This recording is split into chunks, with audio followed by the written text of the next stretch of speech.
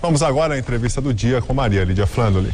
Em busca de segurança, moradores de São Paulo fecham ruas, instalam cancelas e guaritas, além de controlar o ir e vir de pedestres e veículos. Hoje, o nosso convidado é o arquiteto urbanista Kazuo Nakano, que vai nos falar sobre essa onda de bloqueio do espaço público. Kazuo, obrigada por aceitar nosso convite.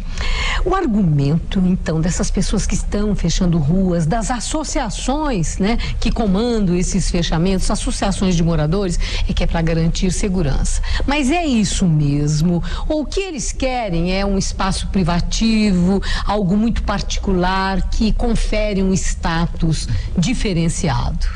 De fato, esse argumento ele é o argumento predominante. Agora, o que está por trás disso é uma certa privatização mesmo de um espaço público, mas que se privatiza e se procura controlar os acessos de pessoas que não fazem parte daquele pedaço da cidade, se controlar acesso de pessoas indesejadas. Então, a consequência disso para a cidade é algo muito negativo, porque o espaço público vai perdendo um pouco o sentido do encontro entre diferenças.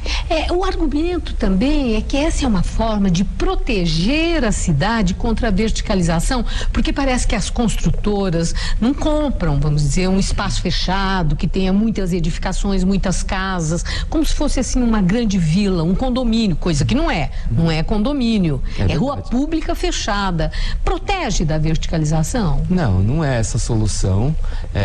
A verticalização a gente controla com planejamento urbano, com controle de uso e ocupação do solo, verticalizando aonde precisa ser verticalizado, controlando onde precisa ser controlado e definindo um padrão de verticalização que gera espaço público. É essa a nossa demanda na nossa cidade, porque o nosso padrão de verticalização, ele desertifica espaço público, porque ao lado das calçadas você vê um alinhamento de muros, grades.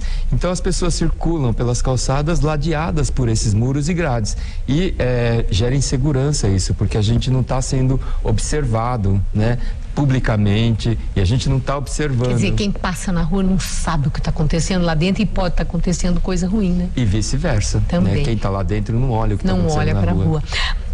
Mas é interessante que as pessoas que fecham as ruas cuidam muito bem desses espaços, né? Porque eles ficam com um pequeno paraíso particular ali. Então ajardinam, arrumam, põem vasos, enfeitam, varrem, cuidam, ocupando uma espécie de vazio da administração pública que deixa as ruas muitas vezes abandonadas, as árvores cheias de erva de passarinho, qual seja, aí uma ocupação de um vazio da administração pública. No seu entender, isso legitima o fechamento, porque eles administram tão bem aquele pedaço? Não, acho que essa omissão do poder público, que é inaceitável, não legitima a privatização daquilo que é público, porque por mais falta de manutenção cotidiana daquele espaço, há investimento público naquele asfalto, naquele meio-fio, naquela galeria de água, naquela galeria de esgoto, né, de águas pluviais, a calçada.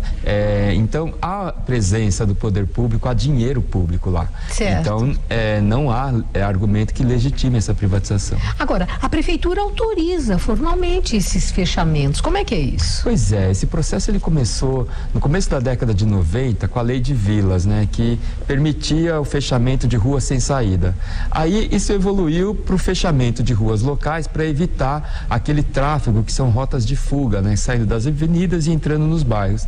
E hoje isso evoluiu para os loteamentos fechados, que se tornaram uma aberração na nossa legislação urbana, que é o reconhecimento de que um conjunto de ruas, praças, áreas públicas, infraestruturas públicas ficam encerrados entre muros e controlados por guaritas. Então, esse processo de fechamento de espaços públicos, né, foi crescendo. Então a gente hoje tem que enfrentar essa aberração, reafirmando o público, retomando o espaço público. Mas aí entra a questão da segurança, né? Hoje em dia, embora possa ser uma ilusão que fechando a rua vai ter segurança, porque nós vemos que condomínios muitas vezes têm sido assaltados por quadrilhas do crime organizado e numa ação muito articulada. Mas como é que vocês, urbanistas, veem esse outro lado? As pessoas estão com medo morando em São Paulo. É uma forma de proteção. Qual seria a saída para elas? Sim, desde a década de 60 tem uma urbanista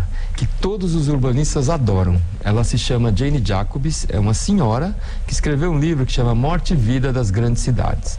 E ela tinha uma ideia de que segurança urbana a gente produz com urbanidade. Quando a gente tem espaço público em que as pessoas usam e as pessoas que moram, estão no espaço doméstico, estão em contato com o espaço público, estão observando o que está acontecendo nesse espaço público, as pessoas que estão passando nesse espaço público sabem que estão passando num lugar em que as pessoas vivem, se apropriam, tem vida de calçada. Então, isso gera segurança. Em qualquer cidade do mundo hoje, os urbanistas estão defendendo a vida de calçada, né? O Lévi-Strauss dizia que a gente reconhece o grau de civilização de uma sociedade pela qualidade das calçadas das suas cidades. Nem fale nisso. Essa conversa sobre calçadas é um assunto para uma outra vez, porque aqui em São Paulo é grave. De fato. E eu agradeço muito, Cazuma. Boa noite, Gabriel.